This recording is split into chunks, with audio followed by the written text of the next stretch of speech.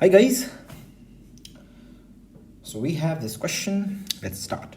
A fundamental property of language is that it is slippery and messy and more liquid than solid. A gelatinous mass that changes shape to fit. तो क्या बोल रहे हैं? Language कोई बहुत ज़्यादा solid property नहीं होता है. It's liquid. इसका मतलब ये है, there is a metaphor in it. इसका मतलब है कि लैंग्वेज का जो इंटरप्रिटेशन है that keeps on changing as per the context. As Wittgenstein would remind us, usage has no sharp boundary.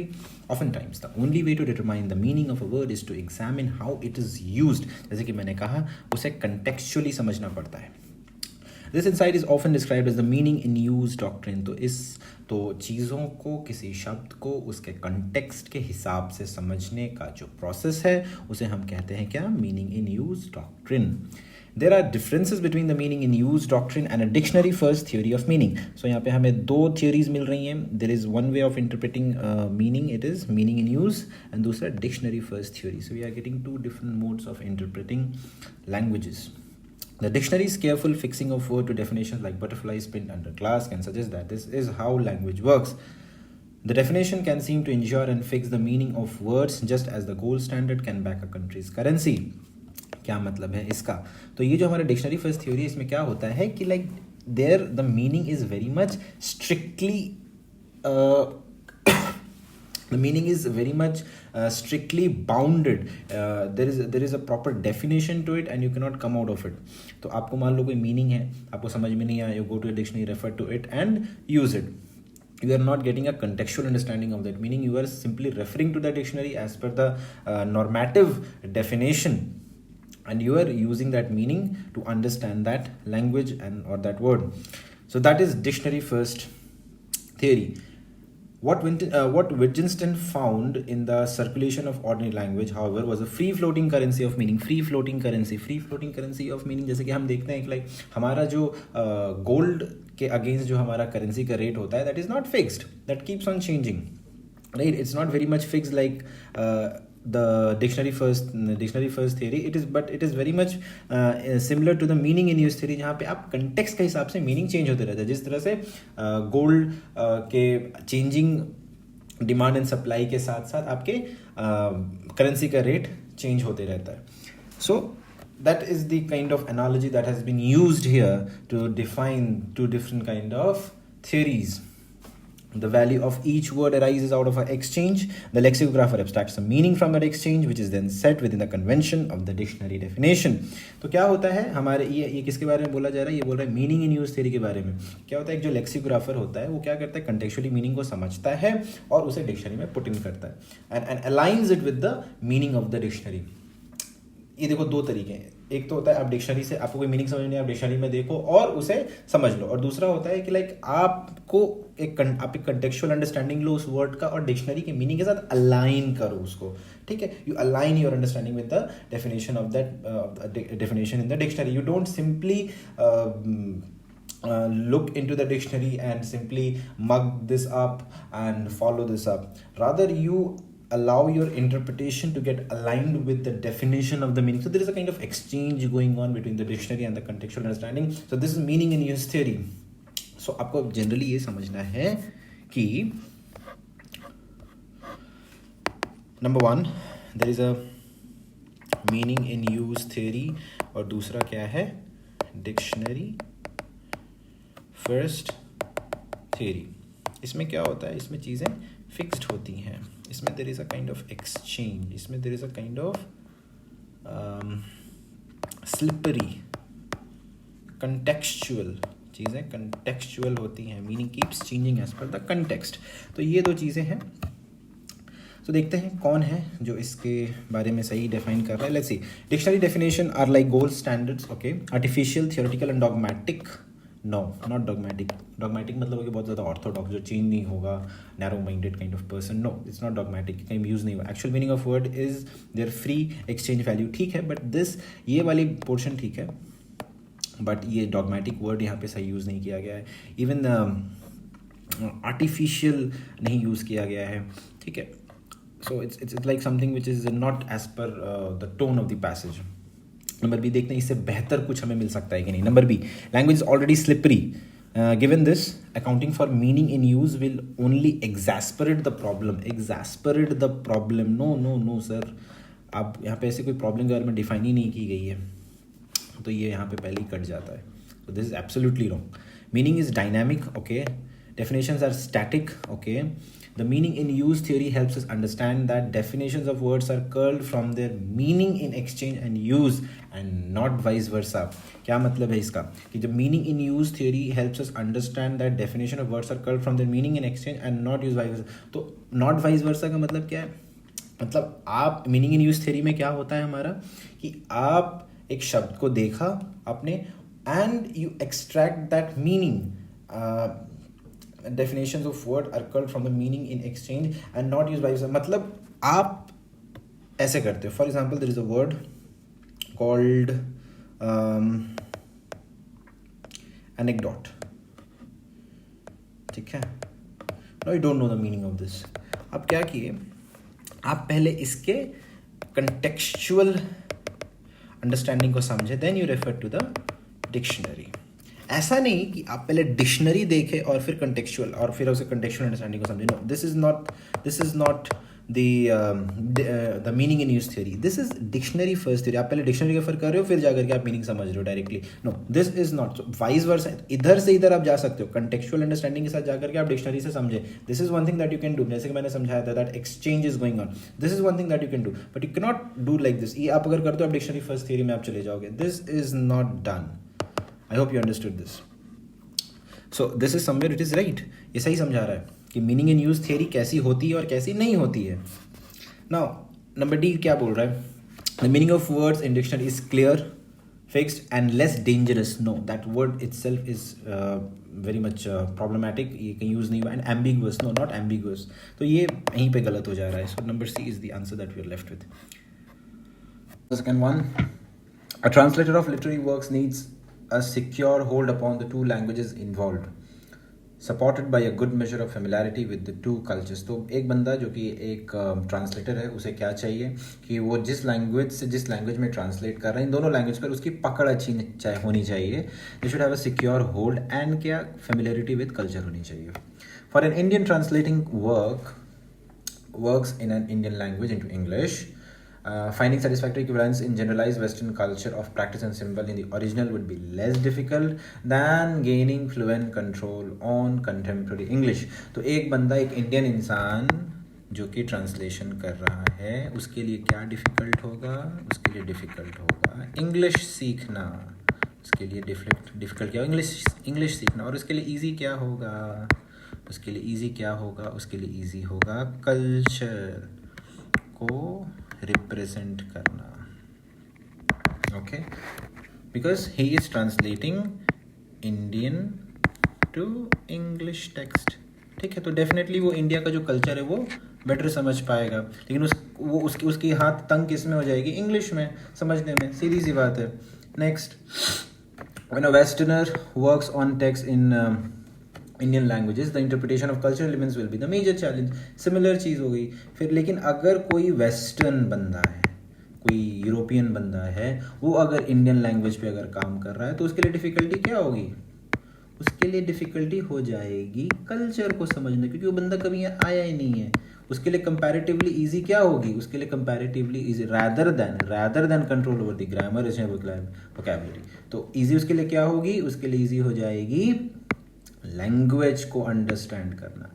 ठीक है, तो बात यहाँ पे याद रखना कि बात हो रही है इंडियन टेक्स्ट की. तो अगर इंडियन टेक्स्ट अगर इंडियन ट्रांसलेट करेगा तो उसके लिए मुश्किल क्या होगा? कल्चर को समझना. और अगर इंडियन टेक्स्ट अगर एक वेस्टर्न को अगर इंडियन टेक्स्ट अगर एक वेस्टर्न ट्रांसलेट कर रहा है, वेस्टर्नर ट्रांसलेट कर रहा है, तो उसके लिए डिफिकल्ट क्या होगा? उसके कल्चर को समझना. ठीक.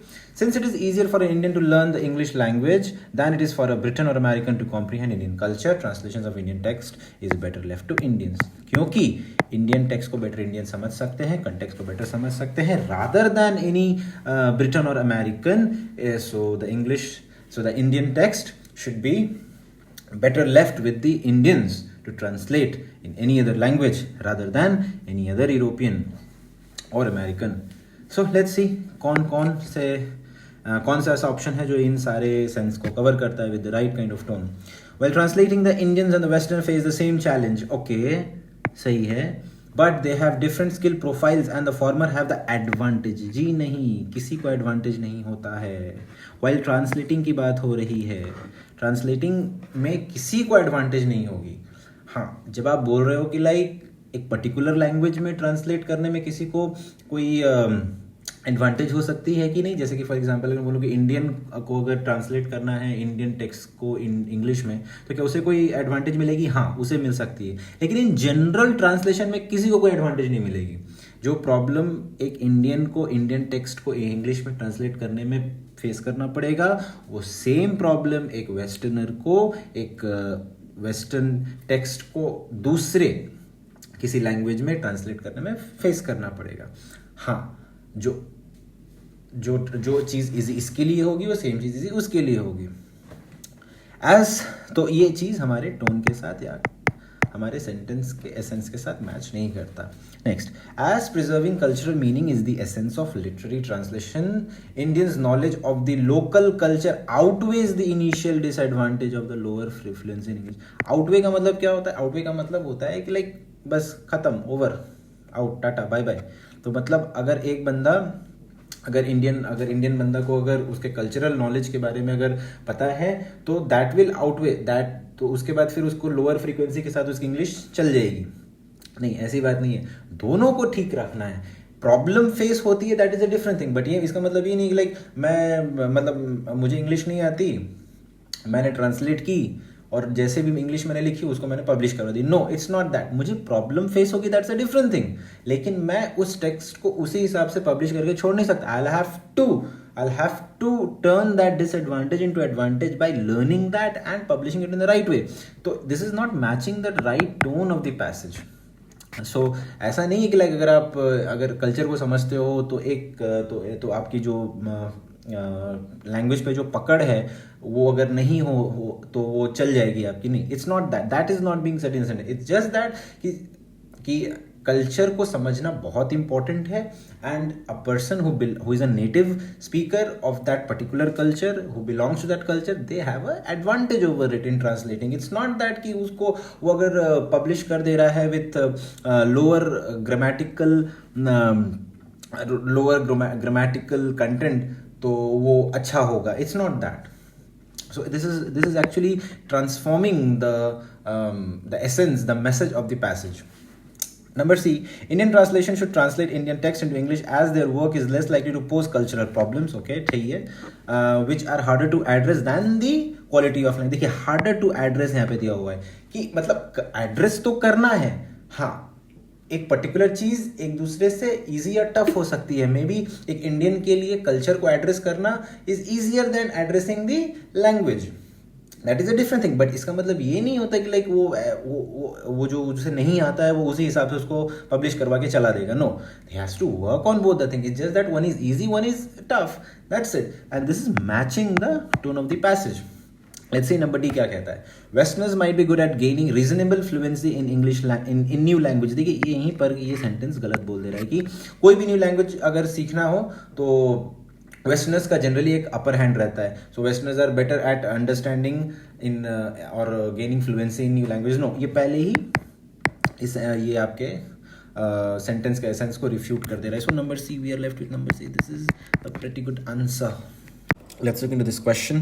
Journalism may never have been as public spirited and enterprise editors and writers like to think it was. तो जर्नलिज्म कभी भी पब्लिक स्पिरिटेड नहीं था, कभी भी पब्लिक के हित के बारे में नहीं था जैसे कि आज के लोग या फिर राइटर्स सोचते हैं। So journalism from the earlier times was not public spirited, was always kind of very क्या बोले सेल्फिश काइंड ऑफ बोल सकते हो, और जो प्रॉफिट ओरिएंटेड काइंड ऑफ, ठीक है।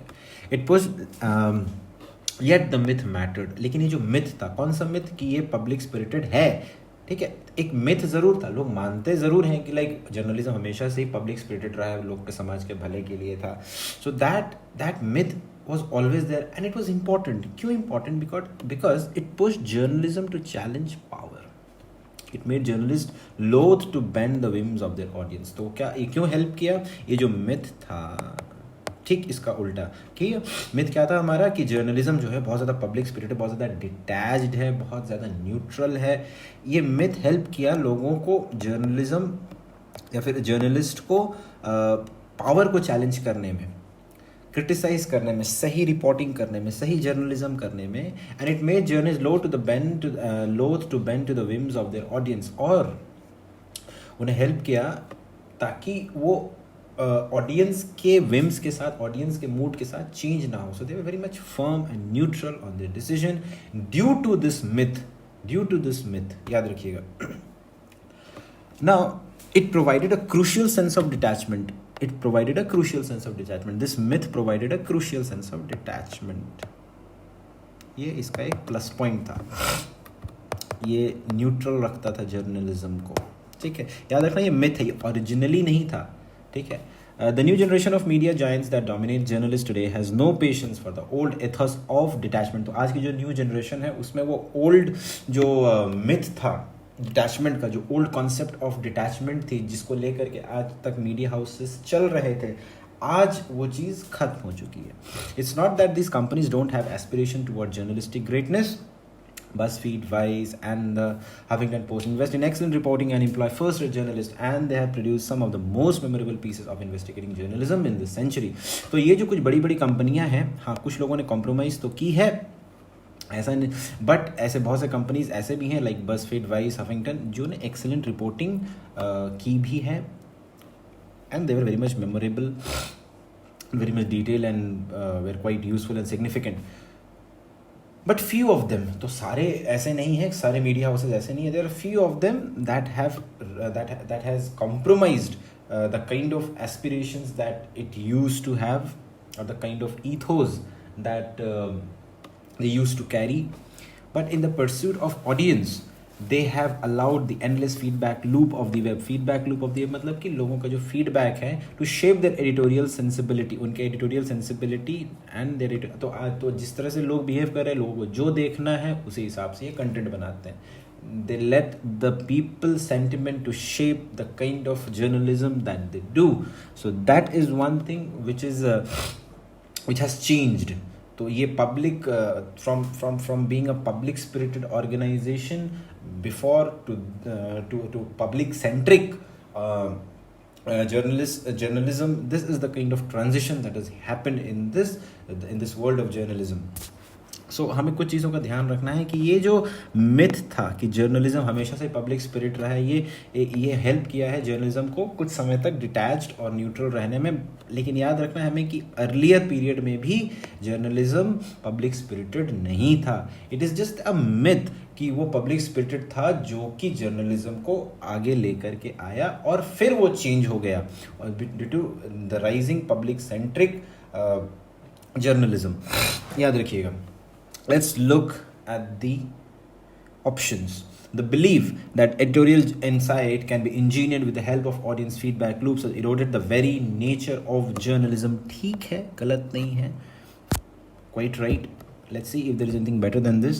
The ethos of detachment and social consciousness. ये एक word है जो कहीं use नहीं हुआ है. The ethos of detachment and social consciousness that marked journalism earlier has been progressively eroded by the relentless pursuit of the audience by media giants. बताओ तो इसमें क्या गलती है? इसमें गलती ये है कि जो यहाँ पे बोल रहा है the ethos of detachment that was present, that marked journalism in earlier. मैंने आपको क्या कहा था? Earlier time में public spirited चीज़ें actually में नहीं थी. लोगों को लगता था but actually में वो नहीं था. लेकिन यहाँ पे क्या बोल रहा है कि ethos of detachment जो कि अर्लियर टाइम्स में था, मार्क्ड जर्नलिज्म अर्लियर. तो this is one thing that was not present, that was believed to be there. ठीक है, तो ये क्वेश्चन के टोन को बदल दिया. Number C, by playing to the audience, the media giants that have engulfed journalism today have shattered the myth of detachment and compromised editorial sensibility. हाँ, editorial sensibility compromise किया गया, ये हमें पता है. By playing to the audience की बहुत ज़्यादा audience centric हो जाने की वजह से media Giants have engulfed journalism today and have shattered the myth of जिसके, और इसके वजह से क्या हुआ है, जो मिथ थी डिटैचमेंट की वो हमें पता चली है कि भाई ये जो डिटैचमेंट की जो थियरी इतने दिनों से चल रही थी कि मीडिया बहुत ज़्यादा डिटैच है, अर्लियर टाइम में डिटैच था, ये मिथ ब्रेक हुआ और हमें पता चला है कि भाई पहले भी मीडिया पब्लिक स्पिरिटेड नहीं थी और आज भी पब्लिक स्पिरिटेड नहीं है. So this is one thing that we have come to know due to this rising rate of public centric journalism. ठीक है, तो हमें क्योंकि जब तक मीडिया बहुत ज़्यादा पब्लिक स्पिरिट में काम करता था, तब तक हमें लगता था कि भाई अर्लियर टाइम से जो मिथ चलते आ रहा है that is only shaping it's the kind of journalism that which is public spirited. But ये अचानक जब लूप आया, अचानक जब एक नया फेज़ आया, जब पता चला कि अरे भाई ये क्या हो रहा है, मीडिया जाइंट्स एकदम पब्लिक सेंट्रिक, पब्लिक सेंटिमेंट्स के ऊपर ही खेल रहे हैं. पब्लिक सेंटिमेंट जैसे जैसा चेंज हो रहा है, मीडिया रिपोर्टिंग, जर्नलिज्म सब कुछ वैसे वैसे चेंज हो रही है. तब एक मिथ हमारा ब्रेक हुआ कि भाई ये पहले भी वही था, आज भी वही है. It was never very much public spirited even in the earlier day. It was just a myth that was carried forward. Okay, now A say better defined number C, there is a reason in it. A गलत नहीं है, C is better defined. C में आपके इस myth of detachment के बारे में बात की गई है कि जिस सबसे बड़ी जो हमारा एक कॉन्सेप्ट था इस पैसेज का, कि जो डिटैचमेंट का जो मिथ है ये कैसे कैरी फॉरवर्ड हुआ है. So this thing has been mentioned here, जो कि यहाँ पे मेंशन्ड नहीं है. So I will choose C over A. Now let's see number D. The steady rise in the rise of media giants in journalism and the strategic pursuit of the audience has had a damaging effect on the quality of journalism and its ethos. भाई ethos तो कभी भी अच्छा था ही नहीं. ठीक है, हमने देखा कि लाइक जो ethos अर्लियर टाइम में था वही अभी प्रेजेंट टाइम में. बीच में एक पीरियड ऐसा आया था जब वो थोड़ा सा बेटर हो गया था, जहाँ पे वो बहुत ज़्यादा डिटैच्ड जर्नलिज्म करता था. ठीक है, so its ethos has not been compromised. ठीक है, तो it was always very much मतलब non public spirited organisation, and today also it is. However, so C अभी तक हमें बेस्ट आंसर लग रहा है. So C is the answer. ठीक है,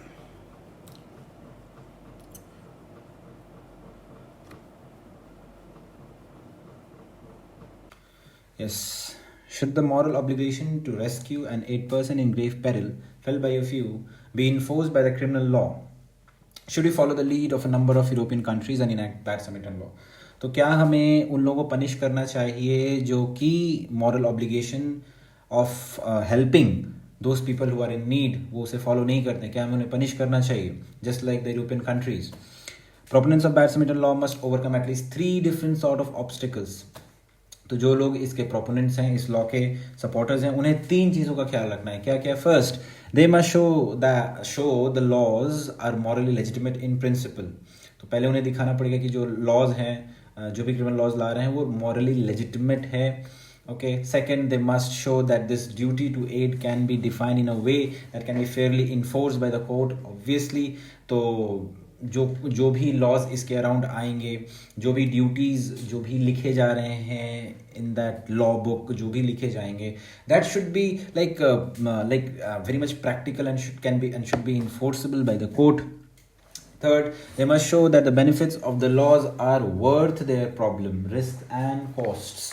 ओके, सो क्या क्या चीज़ की ज़रूरत है? नंबर 1, सबसे पहले एक बहुत बड़ा क्वेश्चन है. What is the main question over here? Should there be criminal laws for a bad Samaritan? ठीक है, अगर होता है तो क्या क्या चीज़ें होनी चाहिए? जो लॉज बनेंगे वो किन किन चीज़ों के थ्रू गुजरना चाहिए? First, it must be legitimate. Okay, और क्या होना चाहिए? It should be enforceable. It must be enforceable by the court of law, and they must show that the benefits of the laws are worth their problems, risk and cost. Obviously, जो भी cost of ये जो पूरा entire process होती है, that passing of laws, these debates, all this, so ये जो cost लगती है इससे ज़्यादा फ़ायदेमंद होगी. So the benefit should outlaw the cost. Okay, so it must be profitable. अगर मैं बोलूँ तो एक शब्द में, तो ये एस्पेक्ट कहाँ पे बन रहा है? Number 1, Everyone agrees that people ought to aid others. The only debate is whether to have a law on it. Everyone agrees that people ought to aid others. Everyone agrees. नहीं, ये कहीं mention नहीं है कि सभी लोग agree करते हैं. वो तो पूछ रहा है आपसे कि like whether this should be done or not. अगर किया जाता है तो फिर कैसे किया जाए. Okay, so not everybody agrees to it. A number of European countries that have successfully enacted bad Samaritan laws may serve as a model statutes. No ज़रूरी नहीं है. अब देखो यहाँ पे क्या बोल रहे हैं कि लाइक हैव सक्सेसफुली इनैक्टेड. हमें पता नहीं है कि लाइक वो जो यूरोपियन कंट्रीज़ में जो भी लॉज लेकर के आए हैं लोगों ने बैड समैरिटन लॉ, वो सक्सेसफुल हुआ है कि नहीं, वो सक्सेसफुली इनैक्टेड है कि नहीं है. हमें बस इतना पता है. सक्सेसफुल हुआ है ये हमें नहीं पता. Next, bad Samaritan law may be desirable, but they need to be tested for legal soundness. Definitely हमें इसे कैसा होना चाहिए, जो हम लॉज लाएंगे that should be legitimate, enforceable and profitable. So that should be sound and laws may be desirable. ये may B word use करके ये क्या हो रहा है कि सेंटेंस के टोन के साथ मैच कर रहा है. It is not definite. अभी लॉ आया नहीं है, आने की बात चल रही है. अगर आता है तो अच्छी बात है. If bad Samaritan laws, number D, if bad Samaritan laws are found to be legally sound and enforceable, they must be enacted. They must be enacted. ये हमें पता नहीं है. ये अगेन एक एक्सट्रीम स्टेटमेंट हो गया कि अगर लीगली साउंड अगर होता है तो उसे इनैक्ट कर देना चाहिए. ये ऐसा कहीं भी ऐसा आपके सेंटेंस में बताया नहीं गया है. So number C remains my answer. Modern bourgeois society said Nietzsche was decadent and enfeebled. तो हमारी जो मॉडर्न सोसाइटी है, जो हमारी मॉडर्न मिडिल क्लास सोसाइटी है, बहुत ज़्यादा डेकेडेंट एंड इनफीबल्ड है. इनफीबल्ड का मतलब बहुत ज़्यादा कमज़ोर, डेकेडेंट का मतलब जो बहुत ज़्यादा पतन की ओर जा रहा है, नीचे की तरफ जा रहा है, डिक्लाइन की ओर जा रहा है. तो आज की जो हमारी सोसाइटी है, जो मिडिल क्लास सोसाइटी है, वो बहुत ज़्यादा कमज़ोर होते जा रही है. A victim of the excessive development of the rational faculties at the expense of will and instinct. तो आज ज़्यादा excessive development हो गई है हमारी rational faculties में. We think too much, we are too much rational, logical, जिसके वजह से हमारी will और instinct कहीं ना कहीं decline होते जा रही है. Against the liberal rationalist stress on the intellect, Nietzsche urged recognition of the dark, mysterious world of instinctual desire. तो अगेंस्ट किसके थे ये? Liberal rationalist stress. तो ये रैशनलिस्ट के अगेंस्ट थे और रिकॉग्नाइज किया किसने, और एंड अर्ज रिकॉग्नाइजेशन मतलब कि नीचे ने लिबरल रैशनलिस्ट को अपोज किया और रिकॉग्नाइज किया किसको? The dark mysterious world of instinctual desire. जो आपके अंदर विल और इंस्टिंक्ट काम करती है उसके लिए इन्होंने प्रपोज किया. सो नीचे किस चीज़ का अगेंस्ट में है? ये अगेंस्ट में है किस चीज़ के? Excessive rationality. And he is supporting हुम. किसे सपोर्ट कर रहे हैं ये आपके विल और इंस्टिंक्ट को सपोर्ट कर रहे हैं. ठीक है. अभी कहते हैं smother the will with excessive intellectualizing and you destroy the spontaneity that sparks cultural creativity and ignites the zest of living. तो आप smother करो, आप बर्बाद कर दो, आप destroy कर दो intellectualizing को sorry, आपको बोल रहे आप smother the will and you will with excessive intellectualizing and you destroy the spontaneity that sparks cultural creativity and ignites just for living. तो आप जैसे जैसे अपने विल को स्मॉथर करते जाओगे, डिस्ट्रॉय करते जाओगे विथ एक्चुअल इंटेलेक्चुअलाइजिंग, आप साथ साथ आप किसको डिस्ट्रॉय करते चले जाओगे? You will destroy the spontaneity and the creativity with in you. तो एक तरफ से तो ये दोनों एक तरह से इनडायरेक्टली प्रोपोर्शनल है. जैसे जैसे रैशनैलिटी बढ़ते जाएगी उस तरह से आपकी क्रिएटिविटी, विल, इंस्टिंक्ट सब कुछ कमते चली जाएगी. The critical and theoretical outlook destroyed the creative instinct. तो जो क्रिटिकल और थियोरेटिकल आउटलुक है उसने क्रिएटिव इंस्टिंक्ट को घुमा फिरा के एक ही बात कर रहे हैं. For man's manifold potential to be realised he must forgo relying on the intellect and nurture again the instinctual roots of human existence. तो ह्यूमन को अपने पूरी पोटेंशियल को एक्सप्लोर करने के लिए he must nurture the instinctual roots of human existence. Rationality बाद में आई, पहले विल और इंस्टिंक्ट काम करती थी.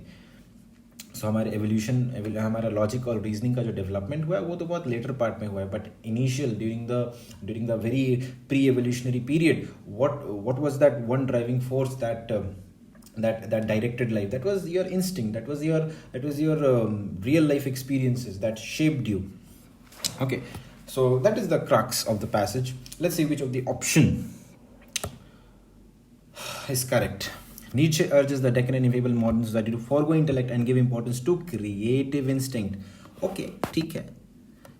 वो कह रहे हैं कि फॉरगो इंटेलेक्ट, जैसे कि यहाँ पे बोला गया है, फॉरगो रिलाइंग ऑन इंटेलेक्ट, ये भी यहाँ पे मैंशनड है, and give importance to creative instinct. Creative instinct पे डायरेक्टली फोकस नहीं करने को कहा है, उन्होंने अपने फ्री विल और इंस्टिंक्ट पे फोकस करने को कहा है, not directly creative instinct. Let's see इससे बेटर ऑप्शन है कि नहीं। नीचे urges the decadent and enfeebled modern society to smother the will. No, वो आपके इंटेलेक्चुअलाइजिंग रैशनैलिटी को स्मॉदर करने को कहते हैं, नॉट द विल। ठीक है, ये आपके अपने में ये पूरा ऑपोजिट सेंटेंस हो गया। वो विल को स्मॉदर करने को नहीं कहते हैं, वो किसे डिस्ट्रॉय करने को कह रहे हैं, फॉरगो किसको कहने को कह रहे हैं, किसे भूलने को कह रहे हैं, रैशनैलिटी को। नीचे criticizes the intellectuals for enfeebling the modern bourgeois society by not nurturing man's creative instincts। ठीक है, लेकिन प्रॉब्लम यहाँ पे है, वो किसे क्रिटिसाइज कर रहे हैं, इंटेलेक्चुअल्स को? नो, वो रैशनैलिटी को, इंटेलेक्चुअलाइजिंग को, दैट वो इंटेलेक्चुअल्स को नहीं क्रिटिसाइज कर रहे, वो इंटेलेक्चुअलाइजिंग को प्रेफर कर रहे हैं, क्रिटिसाइज कर रहे हैं। सो this is wrong. Now Number 4, Nietzsche blames excessive intellectualization for the decline of modern society, बिल्कुल सही, and suggest nurturing creative instincts instead।